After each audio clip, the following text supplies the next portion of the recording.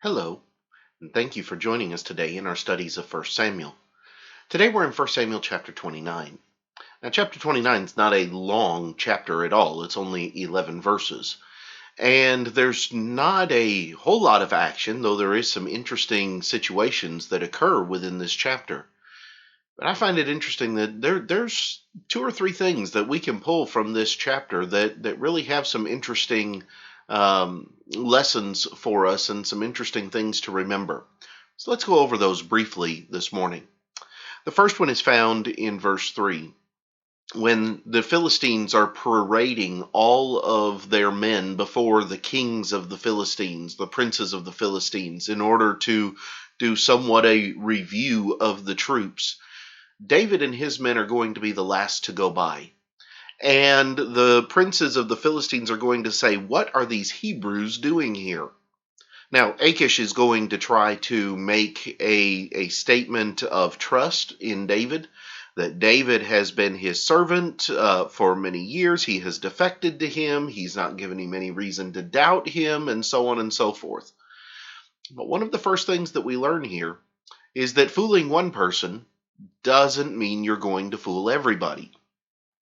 There are a lot of people that can fool one individual, but it's very rare that somebody is able to accomplish fooling everybody.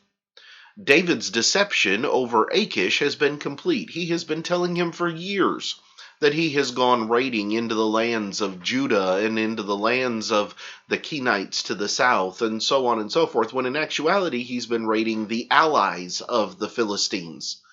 He has Achish completely under his spell, so to speak. Achish has given him the city of Ziklag as his own for him and his 600 men. He has been able to weasel his way into Achish's trust as even one of his personal bodyguards type of situation. And so Achish is completely fooled by David. And there is absolutely no indication that were David to be allowed to go into this battle, David would actually fight against his own people, because he's been lying about fighting against his own people the entire time that he's been with Achish. And so here, he comes into this place ostensibly to help the Israelites against the Philistines. But the Philistine leaders aren't fooled. Now, sometimes when people are trying to fool others, they might be able to fool one, but not everybody. But it doesn't mean that the person who's not fooled is going to be believed. Here, the princes of the Philistines are not going to be willing to believe that David has switched sides, and there is a reason for that, a reason why they refuse to be fooled. It's found in verse number 5. And it goes into our second point. It is because David is the one of whom they sang that Saul has slain his thousands and David his 10,000s. And yet they're speaking there of the Philistines. You see, David has a problem, and that is that his reputation precedes him. And that's the way it is for most people. When somebody hasn't met you yet, but they've heard of you, what kind of reputation do you have? What is the thing that they hear most about you? What is the thing that if people were to talk about you to them, that it would be? Would it be that you're a hard worker? Would it be that you act in a smart way in the choices that you make? Would it be that you're untrustworthy? Would it be that you're humble or that you're arrogant? What is it that your reputation is that precedes you? Because whether we realize it or not, we all have one.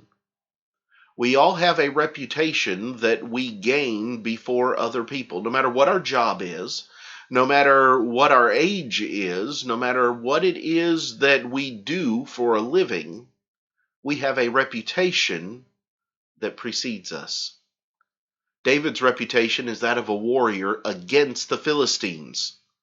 And because of that, the Philistine princes are not going to go to battle with a man who has killed so many Philistines. They don't trust him. And rightfully so. But we need to understand from this chapter that our reputation precedes us. And then in the third place, when it comes into chapter 29, we need to understand that sometimes things that don't seem to be a blessing at the beginning actually are. David is going to be sent home from the battle. David is not going to be able to fight in the battle with his men. He is not going to be able to be in the presence of what is about to occur. But David also doesn't know the promises that God has made to Saul about this upcoming battle. David is the one that God has anointed to be the next on the throne of Israel. David is one who has spent his life running from Saul in many different ways.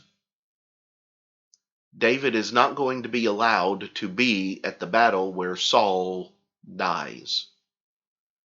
And there are a lot of reasons where that's going to be very important in the very near future for David.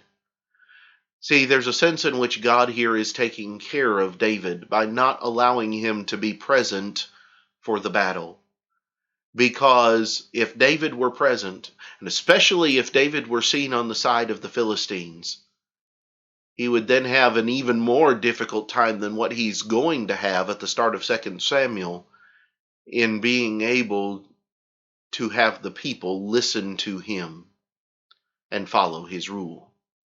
Sometimes the things that happen don't appear to be a blessing at the moment, but they wind up being a great blessing in the future. These are some of the things that I found from 1 Samuel chapter 29. I hope that they're things that are useful to you. I hope that they're things that cause you to think.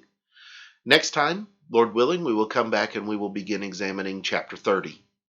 But until then, have a great day.